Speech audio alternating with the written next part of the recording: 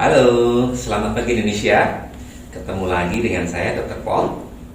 Yang baru melihat video ini segera subscribe ya, dan jangan lupa bunyikan lonceng supaya dapat notifikasi kalau saya lagi on air. Pada pagi hari ini saya ingin berbagi tentang bagaimana merawat anak yang terkena gejala COVID atau terkena COVID ya, confirm di rumah. Kenapa? Karena saat ini kita tahu di Indonesia COVID, anak yang terkena COVID pada umur 0 sampai 5 tahun ini ada 2,3% dari berapa 130-an ribu ya kurang lebih ya.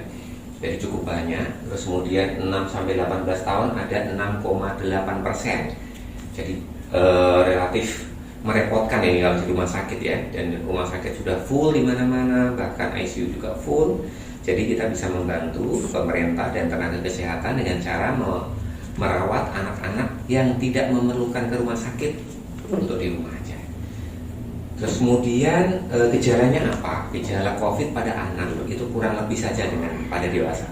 Saya selama di Wisma Atlet sebagai relawan di sana 3 bulan itu merawat ratusan anak juga, mulai dari bayi sampai anak-anak kecil dan anak-anak yang remaja, dan kita setiap hari memantau mereka ya.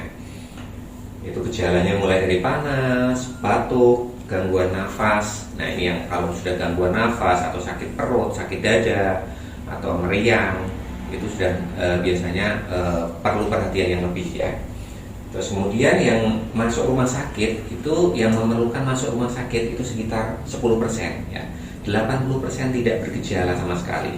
10% gejalanya sangat amat ringan. 10% terakhir mereka kadang-kadang memerlukan masuk rumah sakit, biasanya pun tidak. Di negara lain kebanyakan mereka bahkan tanpa gejala mayoritasnya. Terus kemudian angka kematian kalau di Indonesia sangat tinggi ya. Untuk 1 sampai 18 tahun 1% ya. Kemudian 0 sampai 1 tahun ini yang bayi itu 4%, ini sangat tinggi. Di negara lain seperti Cina, Korea Selatan, Italia dan Spanyol, Singapura, Malaysia tetangga kita itu nggak ada yang meninggal ya pada anak. Nggak tahu kenapa Indonesia ini banyak yang meninggal dunia karena ada malnutrisi ya, kekurangan zat gizi, ada penyakit kronis sebelumnya, ada penyakit TBC dan lain-lain yang membuat komplikasi pada COVID-nya. Jadi saat ini data sampai 12 Juli 51 anak dari 2.714 anak yang terkena COVID meninggal dunia. Lalu kita lihat bagaimana cara merawat anak di rumah. Ini yang perlu diperhatikan para ibu-ibu dan bapak-bapak yang memiliki anak, karena resiko sekarang ini untuk terkena COVID itu semakin tinggi ya, di mana-mana COVID meningkat.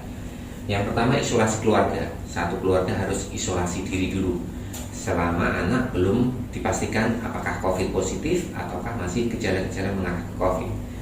Terus kemudian social distancing dari si kecil. Jadi kalau ada satu anak kecil 5 tahun misalkan terkena COVID, seluruh keluarga yang lain harus menjaga jarak dari si kecil, nggak boleh dekat-dekat ya. Nah tapi kita bisa menyediakan 1 orang saja penjaga. Jadi tentukan 1 orang penjaga, entah ibunya, ayahnya, kakeknya, neneknya, pamannya, silakan. Tapi 1 orang saja yang selalu berdekatan dengan si kecil ya, dan mereka berdua harus memakai masker kalau yang si kecilnya sudah lebih dari 2 tahun. Kalau masih kecil nggak usah pakai masker karena nanti resiko ketika dia sesak kita tidak tahu ya. Ketika sudah 2 tahun lebih ya pakai masker. Kalau di atas 5 tahun nggak perlu diawasin. Kalau 2 sampai 5 tahun harus diawasin oleh penjaganya, harus berdua pakai maskernya. Takutnya ketika sesak kita tidak mendeteksinya. Terus kemudian kamar mandi kalau bisa terpisah ya. Jadi kamar mandinya sendiri, kalau ada kamar mandinya 2, kalau nggak ada gimana? Ya udah dong. Ya udah ya. Berarti kamar mandinya 1 tapi dibersihkan setiap kali dipakai oleh si kecil dan penjaganya. Terus kemudian alat makan juga disendirikan ya, dicuci sendiri. Pakaian juga disendirikan, dimasukkan plastik, dicuci sendiri ya dengan mesin cuci atau dengan direndam oleh sabun. Kemudian jangan lupa diberikan gizi yang cukup dan juga tambahan vitamin. Ini biasanya anak-anak itu harusnya kalau tanpa penyakit sebelumnya biasanya akan sembuh dengan baik dan biasanya tanpa gejala. Jadi cukup dirawat di rumah seperti ini. Terus kapan dok? anak-anak itu yang harus masuk ke rumah sakit, nah kita harus mengenali tanda-tanda bahaya.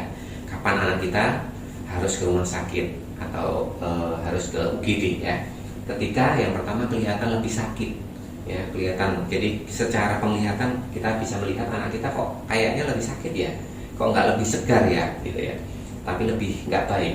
Kemudian nafasnya berat, itu terlihat kalau anak kecil itu kita lihat dari tulang rusuknya itu tertarik ya, ada tarikan di tulang rusuk. Terus kalau sudah berat, paling nggak cuping hidungnya sudah mulai kembang kempis ketika dia bernafas, itu berarti sudah mulai memberat. Ini harus segera dibawa ke rumah sakit. Terus kemudian sangat mengantuk ya, atau sangat pusing, sakit dada, sakit perut, keringat dingin, terus kemudian kelihatan lebih lemah ya, itu tanda-tanda harus ke rumah sakit. Oke, itu aja penjelasan singkat tentang tips merawat anak di rumah yang terkena COVID. Semoga bermanfaat. Sampai jumpa lagi Indonesiaku. I love you. Dadah.